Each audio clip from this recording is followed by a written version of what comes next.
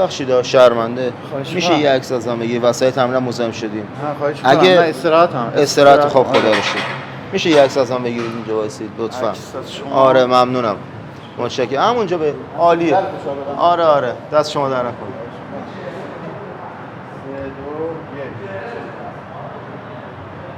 3 2 1 هم داداش ببینم. خیلی آقایی دمت گرم. داش فقط یه چیزی من گفتم عکس تکی بگیر خودت هم تو عکسی داداش. عکس تکی خواستم یا که خودت هم تو عکسی داداش. من که داشتم عکس می‌گرفتم. نمیدونم اینها دیگه خودت میبینی که تو عکسی الان. خودتون هم هستید اینها. نه برای شو تنها عکس بگیریم شما اینجا. داداش اینها دیگه من خودتون نیستی. این آره اینا دیگه نیا کن. دیدی؟ اینا این شما نیستی؟ چرا این منم؟ خب اینها دیگه الان تو عکس هستی چجوری گرفتی داداش که هم تو عکس هستی هم اینجا؟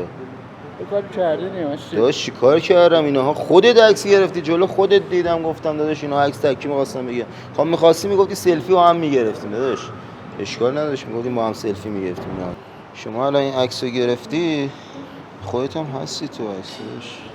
این میشم چیزی. الان شما مگه اونجا عکس از من نمیگرفتی؟ بله اینها دیگه این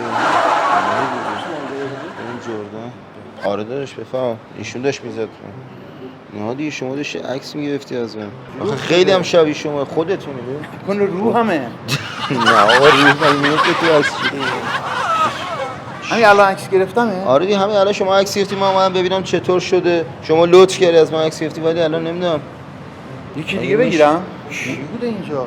آقا خودتونید دیگه الان اینجا شما پشت من الان دیگه اینها که اینها دیگه نیاز برای خودت جای سوال نداره من چجوری اونجا همون دیگه میای می‌خواستی تو عکس باشی خب میگفتی یه سلفی با هم می‌گرفتیم رفیقیم با هم حرف من نمیشه داداش من میگم اگه من ازت عکس گرفتم چرا خودم این تو هم نمیدونم والا منم سوالم همینه دیگه شما الان اونجا داشتی عکس می‌گرفتی ولی من نگاه کردم برنامه چیزی نصب کردی رو گوشی برنامه چی نصب کردم شما چجوری میتونی اونجا از من عکس بگیری بعد اینجا باشی برنامه باشی بعد تو عکس من باشی اینه که میگی برای خودت ترسناک نی چرا دیگه الان نگاه کن من نمیدونم چجوری عکس گرفتی چی بگم داش من نگفتم تقصیر توئه که چی شده الان مگه میشه آخه همچین چیزی منم میگم نمیشه دیگه داداش فقط فتوشاپ میشه عکس گوشی رو حالت هواپیما از من نداره داداش الان چیکار کنم نگاه کن والا